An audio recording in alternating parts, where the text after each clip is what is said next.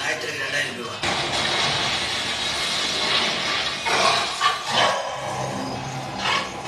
எனக்கு எல்லா உசுரும் ஒண்ணுதான். இந்த நாய் மட்டும் இல்லைன்னா இவ்வளவு பிரச்சனையாவது இருக்காதுல்ல.